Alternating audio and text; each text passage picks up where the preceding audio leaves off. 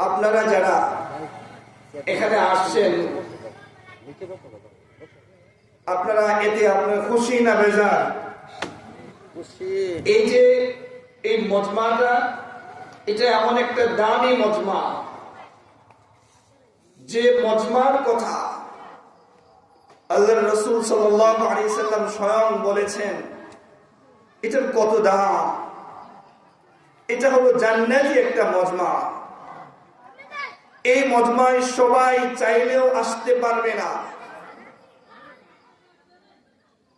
একটা ঘটনা শোনাই আপনাদেরকে।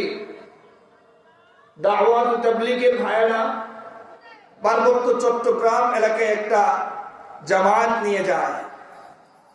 বিকালবেলা দাওয়াতে বের হলেন, গাছতে বের হইলেন, এমন একজন ব্যক্তিকে পাইলেন যে ব্যক্তির বয়স